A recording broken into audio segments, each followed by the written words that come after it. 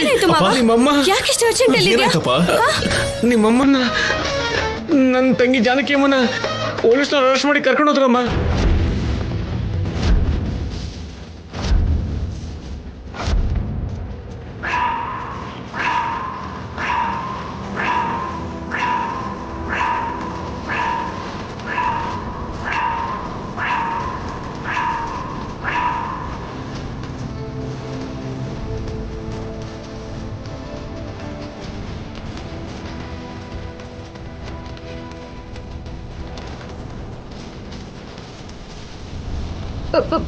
ಪೊಲೀಸಾ?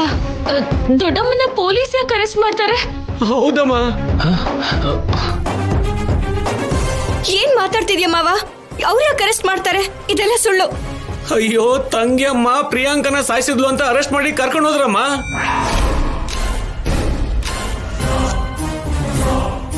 ಪ್ರಿಯಾಂಕಾ?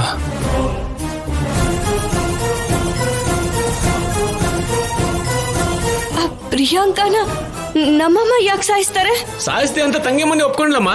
ಜಾನಕಿ ಅವರೇ, ಈ ಕೆಲಸ ಮಾಡಿ ನೀವಾ? ನಾನೇ ಮಾಡಿದ್ದು.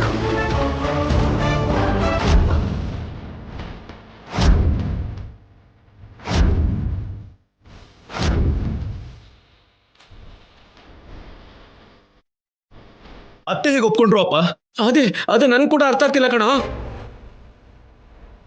ನಿಮ್ ಮಾವಯ್ಯ ಎಲ್ರು ಸ್ಟೇಷನ್ ಅಲ್ಲ ಇದ್ದಾರೆ ಕಣೋ.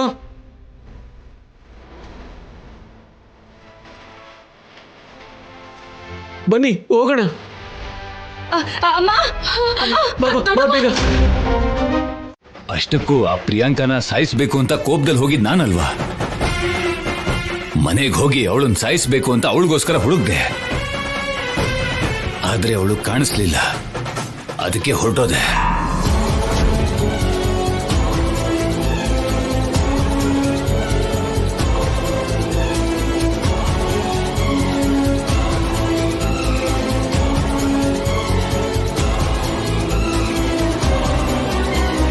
ಆ ಪ್ರಿಯಾಂಕನ ನೀನ್ ಸಾಯಿಸಿರೋದಕ್ಕೆ ಸಾಧ್ಯನೇ ಇಲ್ಲ. ನೀನು ಸುಳ್ಳು ಹೇಳ್ತಾ ಇದೀಯ. ಎಸ್ಐ ಅವರೇ, ನನ್ನ ಹೆಂಡತಿ ಯಾವ ತಪ್ಪು ಮಾಡಿಲ್ಲ. ಅವಳು ಕೊಲೆ ಮಾಡಿದಾಳೆ ಅಂತ ನಾನೇ ಅಲ್ಲ, ಇಡೀ ಊರೇ ನಂಬಲ್ಲ. ಯಾರು ಸಾಯಿಸಿರ್ಬೋದು ಅಂತ ನಾವು ಕಂಡು ಹಿಡಿಯೋಣ. ಮೊದಲು ನನ್ನ ಹೆಂಡತಿ ನಾಚೆ ಬಿಡಿ. ಹಾಗೆ ಮಾಡೋದಿಕ್ಕಾಗಲ್ಲ. ಯಾಕಾಗಲ್ಲ?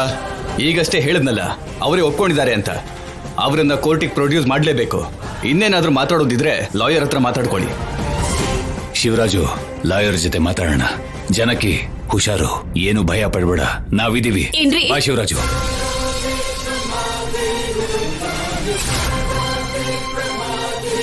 ಅಂದ್ರೆ ನಾನು ಅನ್ಕೊಂಡ ಹಾಗೆ ಇವರು ಪ್ರಿಯಾಂಕನ ಕೊಲೆ ಮಾಡ್ಲಿಲ್ವಾ? ನಾನೇ ಅನಾವಶ್ಯಕವಾಗಿ ನಾನು ಕೊಲೆ ಮಾಡ್ದೆ ಅಂತ ಒಪ್ಕೊಂಡ್ಬಿಟ್ನಲ್ಲ. ಅಯ್ಯೋ,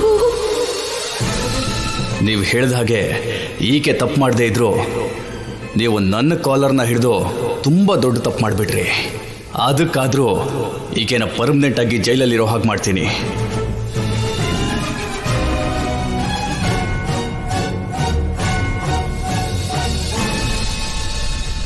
ಸರ್, ಆ ಗೋಪಿ ಕಳ್ತನ ಮಾಡಿಲ್ಲ ಅಂತ ಇದ್ದಾನೆ ಸರ್. ತಪ್ಪು ಮಾಡಿರೋ ಪ್ರತಿಯೊಬ್ಬರು ಹಾಗೆ ಹೇಳೋದು. ಮೊದಲು ಮಾಡಿದೆ ಅಂತ, ಆಮೇಲೆ ಇಲ್ಲ ಅಂತ.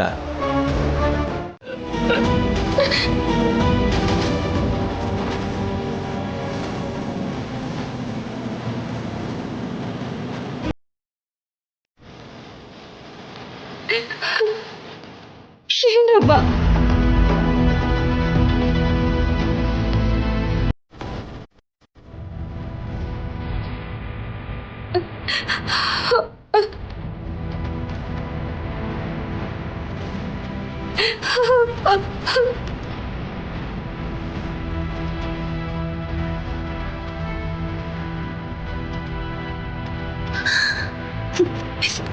ನನ್ನಿಬ್ರು ಹೆಣ್ಮಕ್ಳು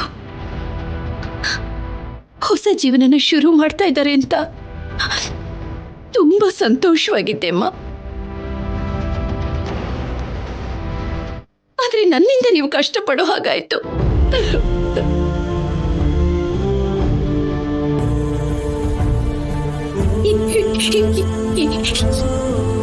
ಇನ್ನು ಮುಂದೆ ನಿಮ್ಮ ಜೀವನ ಸಂತೋಷವಾಗಿ ಆನಂದವಾಗಿರ್ಬೇಕು ಅಂತ ನಾನು ಹೋಗಿ ಆ ದೇವ್ರನ್ನ ಕೂಡ ಬೇಡ್ಕೊಂಡೆ. ಆದ್ರೆ ನನ್ನಿಂದ ನೀವು ಗಂಡ ಹೆಂಡತಿ ಇಬ್ರು ಆನಂದವಾಗಿ ಮನೇಲಿ ಸಂತೋಷವಾಗಿರೋದು ಬಿಟ್ಟು ಈ ರೀತಿ ಸ್ಟೇಷನ್ಗೆ ಬಂದಿದ್ದೀರಲ್ಲ, ಇದಕ್ಕೆ ಕಾರಣ ನಾನೇ ತಾನೇ. ದೊಡ್ಡಮ್ಮ, ನಾನೇ ದೊಡ್ಡಮ್ಮ ಕಾರಣ. ನನ್ನ ಕ್ಷಮಿಸ್ಬಿಡಿ, ನನ್ನ ಕ್ಷಮಿಸ್ಬಿಡಿ, ನನ್ನ ಕ್ಷಮಿಸ್ಬಿಡಿ. ಏನಿಲ್ಲ.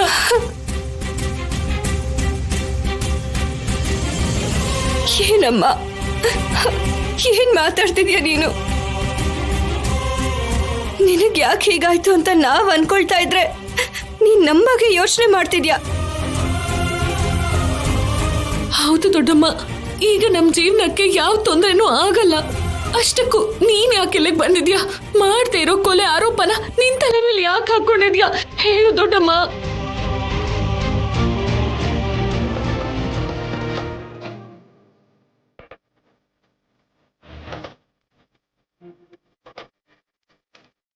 ಹೌದಮ್ಮ, ನೀನ್ ತಪ್ಪು ಮಾಡಿದ್ಯಾ ಅಂತಂದ್ರೆ ನಾವ್ ನಂಬಲ್ಲ.